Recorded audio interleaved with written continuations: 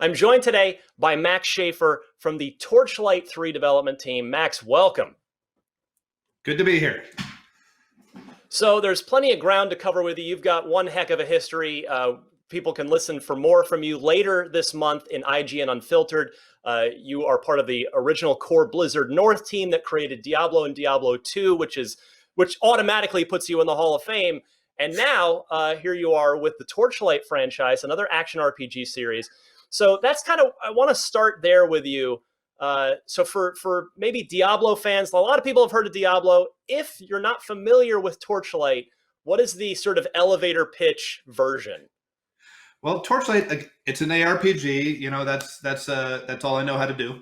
And when we started Runic Games, which was the company that made Torchlight 1 and Torchlight 2, we knew we wanted to do what we do best, but do it in a very different way than Diablo. So the world of Torchlight is much more lighthearted, more colorful. It's a place where it's maybe even easier to live in that world than in kind of the relentlessly grim world of Diablo. But we did want to have that kind of sense of building a character and going to cool new lands and all of the cool parts of Diablo, just in a very different flavor. So that's you're segueing perfectly into where I wanted to go here. You mentioned Torchlight 1 and 2. Now, as I was reading up on you here, the sort of background on Torchlight 3 is really interesting because if you could explain it, we had a game.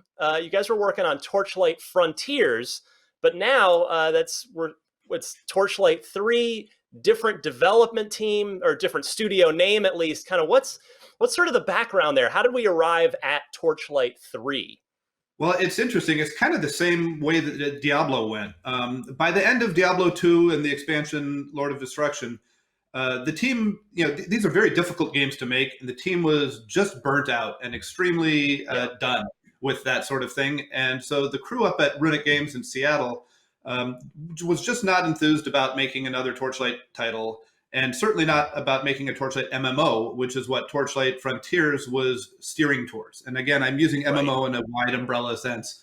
But they just wanted to do something else. And our publisher, Perfect World, approached me and said, "Hey, Max, I was commuting to Seattle from San Francisco at the time, which was not convenient at all. And they approached me and said, 'Hey, why don't you start a studio down here and just make the next Torchlight thing, and we'll pay for everything.'" And so I thought, that's not going to happen very often in my life from here on out. So I took him up on it. So yeah, one of the big challenges we had was starting from scratch. We had to get an entire team together that had never worked together. We are using the Unreal Engine, and that's something we hadn't done before. So it was really a ground up, starting from scratch situation. One of the cool things about it, though, go ahead. Yes. One of the cool things about it is that we were able to get a bunch of the old Diablo 2 crew back together. So we got kind of some of the Seattle Torchlight crew, some of the old Diablo 2 crew, and it's just a great bunch. We've had an amazingly good time making this game. That was actually exactly my question: was how many of the crew were you able to convince to come down and join you? It sounds like so you're able to really hit the ground running on Torchlight 3 then.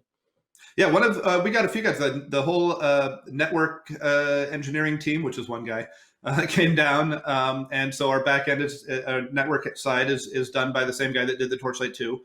And the most exciting one, I think, is we have Matt Uelmen doing our music. So this is the same guy that did the music for Diablo 1, Diablo 2, and all of the Torchlight series, and he's with us again. Actually, I've realized that I've been working with Matt for 25 years. Wow, that's an excellent work marriage right there. It's worked out well for both of you, I would presume. Yeah, and then from the Diablo side, we've got a bunch of guys too. The project lead on the Lord of Destruction's project is our project lead now. Art director from Diablo 2 is on board. We've got character artists, gameplay engineers, a bunch of guys from that team, and again, just a really, really cool team to work with. So what are the classes? What are some of the sort of core gameplay characteristics? You mentioned the more colorful world. It's Diablo-ish in some ways, but a little more sort of sounds like a little more of a friendly, approachable kind of situation. But for Diablo fans that maybe want to just get into the nitty-gritty of Torchlight, and we'll jump in with Torchlight 3, what sort of game can they expect to walk into? Well, I mean, a lot of it's going to be familiar as far as the controls and the general sensibilities of the world, but there's a whole lot that's very different. We were able to do some things with Torchlight 3 that we were never able to do with any of the previous games.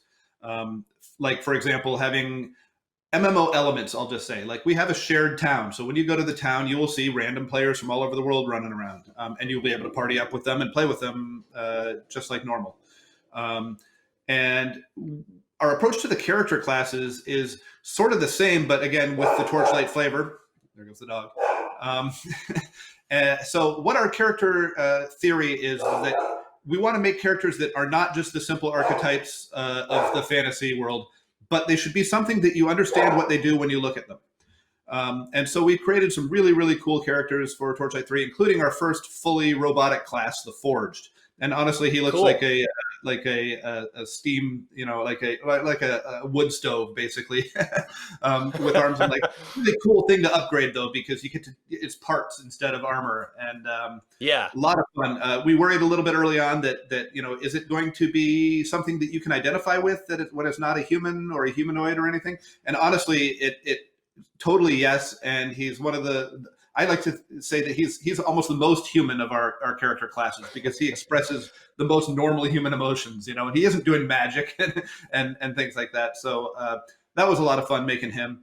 We have a Rail Master class that is similar to the Engineer class from Torchlight 2, except he literally has a train that follows him around, and you upgrade the train, and a lot of your skills, put new cars on the train that do different things, and a lot of fun to play that one. And then we have a Dusk Mage that balances light energy and dark energy. So it's this, it's a mage class, but with some really cool twists where you have to balance the light and the dark to get the full maximum power of it.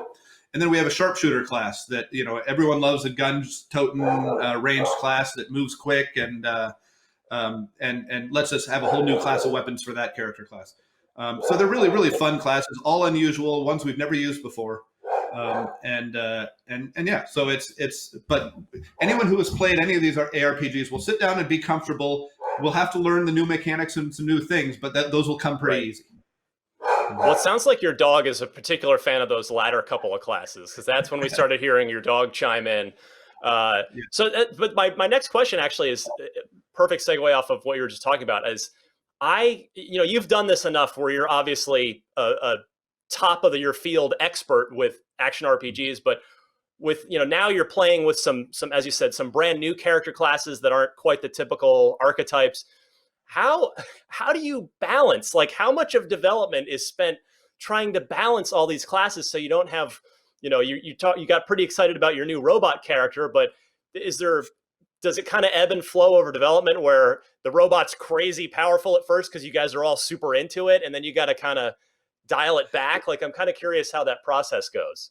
It is constant, and it starts from the very first time you put the character on screen, and will extend until we stop doing patches for the game. Balance is very, very difficult. I'm going to give a shout out to our designer, Sean Stone, right now, because he sits there with spreadsheets open all day and reacts to every change that we throw at him, because we are always changing things, always changing skills, always changing the way the item game works, and it means he has to rebalance everything.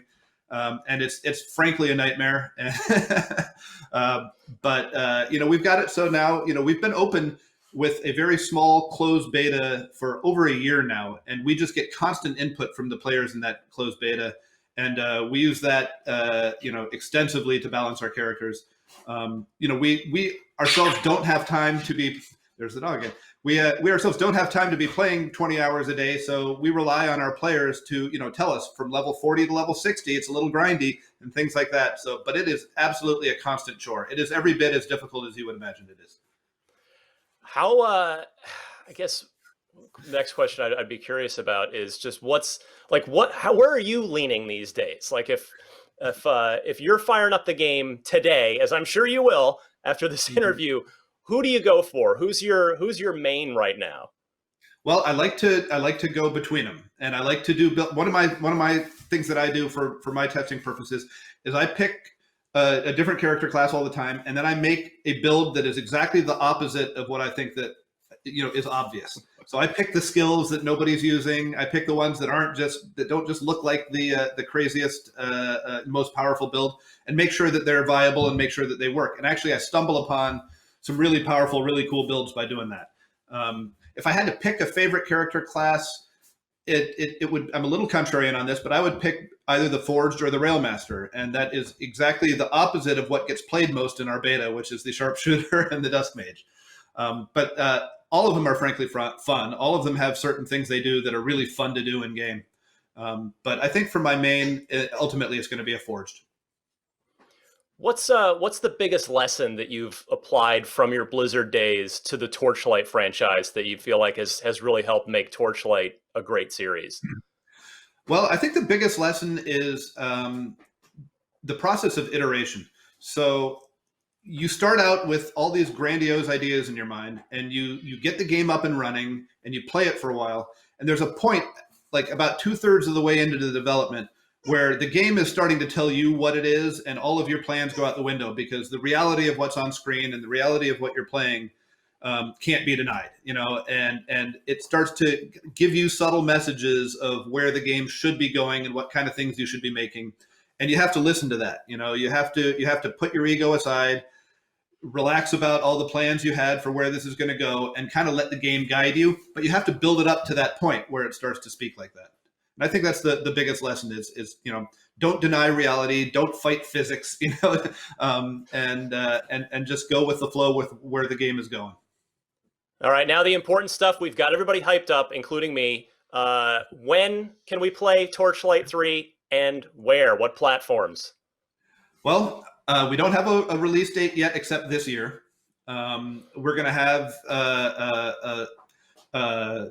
I guess I can say that there's early access on Steam, so PC is obvious, but we're going to be coming out on PlayStation, on Xbox, and we're thinking about other things, but those two are locked in. Again, I don't have a date for you on that, but this year, and we should have some clarification on that coming up soon. We just don't want to.